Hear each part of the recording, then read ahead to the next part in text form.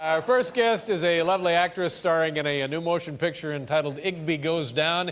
It opens in selected cities. I just pray to God your city has been selected on September 13th. Ladies and gentlemen, here is the lovely Amanda Peet. Everybody, how are you doing? Very well, thank you. Nice to have you on the show. I'm very, very excited to be here. Well, I'm that's a very huge fan. Oh, of no, yours. no, you don't need to say that. No, I don't need to. It's not. I really am. Well, I feel the same about you. We've been trying. You don't need to say that. No, but it's true. We've been trying to get you because we would see you in all of these wonderful movies, and I would say, well, what about her? Why can't we get her? And the answer was always, well, she's busy. And it was starting to hurt my feelings. No, I don't want your feelings to be hurt. Well, I feel I'm fine your now. biggest fan. I'm a native New Yorker, and I. Well, that's very sweet of you to say. You don't need to say that. Right. Well, how was your Labor Day? Tell us about your Labor Day. Did you have a decent day? It was pretty uneventful, actually. I just, my sister's getting married. Oh, that's good. October 19th, my older sister. So we went bridesmaid dress shopping, which isn't always the most exciting way to spend your Labor Day. But and is it going to be a large, big wedding? It's going to be a really big wedding, yeah. And although now, are you envious that your sister? You're not married, are you? No, I'm single.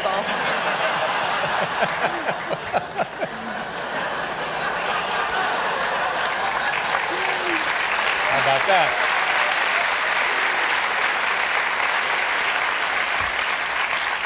So now when your sister gets married, does that put it? Make me feel really sort of, jealous and upset with myself and encourage low self-esteem. And Well, I wouldn't have gone quite that far, but I mean, make me feel like I'll never meet anyone and that I'm getting older and things aren't going to work out for me. Yeah, kind of. That's really what I was hinting at. But I'm 30 and how old's your sister?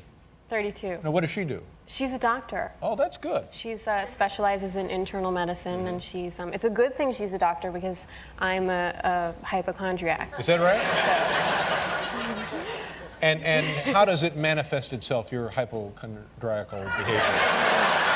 I know it's kind of a big. Yeah, I didn't know where I was going there exactly. But are you just kind of nuts or semi-nuts about this? I don't know how you read me so well. That I'm nuts. It's like you just hit the nail on the head. Really? So I'm crazy. Are you? I get a scratch and I page her in the middle of her hospital and I'm like, Neosporin or what do I put on this? Hydrogen peroxide? And she's like, goodbye. Because she's really getting it done there. She's taking care of people. She works at Temple Hospital in Philadelphia. They get 2/3 of the gunshot victim wounds in the state. Right. And she's a very serious, busy woman, and I'm a big pain in the... Yes. you feel like an idiot. Now, I'm sympathetic because I also am a hypochondriac. But I'll tell you the best... How you doing there, Dave, with that word? The best thing for hypochondriacal behavior is open heart surgery. It's the best. Because then everything just, oh boy. Now, no, I heard you were worried that you had the West Nile virus, and I almost wasn't going to come on the show because then I started thinking maybe you were going to give it to me, and then, or the two of us were going to be sitting here like this. Right. But or is it not contagious that way? I don't know how you. I think mosquitoes and now organ donations. They think maybe you get it that way. But I wasn't kidding. There was about a half an hour last week where I thought I had West Nile virus. Is that how you are? Yes, I definitely think I have something about once a day. Yeah.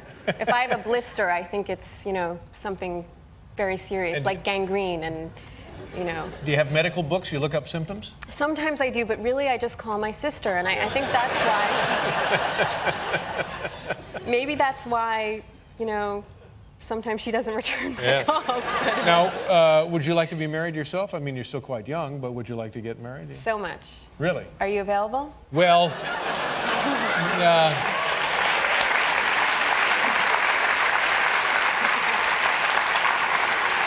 Came out. I'm sorry. I'd have to make a call. Let me. Where's the phone? Let me just see what I can. Isn't the phone right under your desk? Let's see what we can put together. Well, I mean, you're certainly a lovely woman, and I imagine you have boyfriends and stuff like that, don't you? You probably have of course you do. I don't have a boyfriend, no. That's too bad. And I've been on some terrible dates Really? of late. Yes. I'll tell you what, I would love to hear about the terrible dates. We'll be right back, and you can tell us all about it. And I don't want to embarrass you, but... Yes, you do. Tell us about a date that was memorable because it wasn't quite, right or Well, ideal. I can't go into it in too much detail. No, I don't want real details, and I don't want names or anything, but just, highlights. I went on a date recently where someone was talking about their mother way too much, and I can't. It was literally like a Saturday Night Live skit where someone's sort of like, she's just so amazing, and we're so close, and it was so horrible that I tried to dial my girlfriend under the table. I dialed her number because I wanted her to be able to witness which I know is really mean, but I needed to find something to kind of... Do you know what provoked this? Why did the guy feel the need to share all of this with you? Well, Dave, I mean, paging Dr. Freud, I don't know, but I tried not to ask too many questions about why he was so intimate with his mother. Do you have other friends who find the same dilemma, or does this seem to be your problem? Yes, no, my friends were really like cliches. We're cliches of women in our 30s who watch Sex and the City and bemoan the fact that there aren't enough eligible men. And I have one friend who went on the internet to try to hook up with someone, and he seemed lovely. They had a good correspondence, and then he came to pick her up for the date, and she came downstairs and got in the car, and his parents were in the car. Oh, well, what's that all about? Was he dropping them off, or what's the... No, they were accompanying them on the date. Oh my God, that's no good. And she went.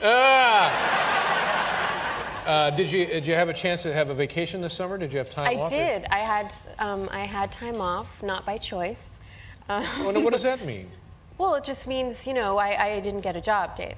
Oh, no. Don't give people the wrong impression. You're in great demand. Oh, yes, I am. Whoops.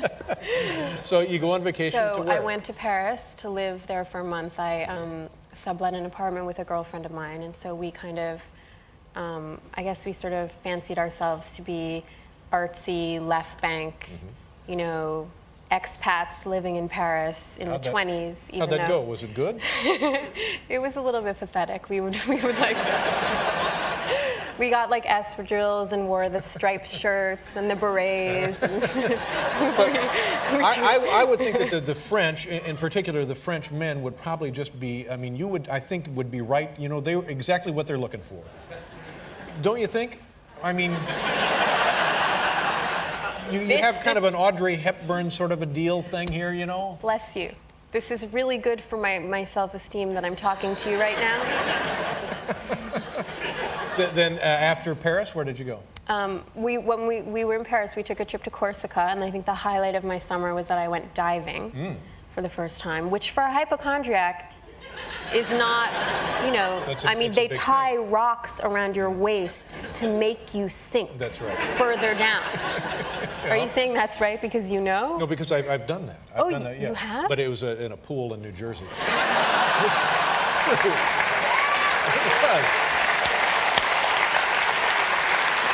And I know what you're talking about. Did you get the pain in your ears? I did, and sometimes I got so scared that I was dying. But I went anyway. I was really cranky about it. I don't like, It's claustrophobic. It's my vacation, and I don't really want to partake in athletics. And there's all this gear. You're carrying this oxygen tank. But was it beautiful once you got under the water? It was so beautiful, and I actually felt very peaceful and serene, and I even felt strangely romantic with my diving instructor because everything's sort of undulating under there, and I know it wasn't like that at the pool in New Jersey. No, it wasn't. Believe me, it wasn't. Well, oh my.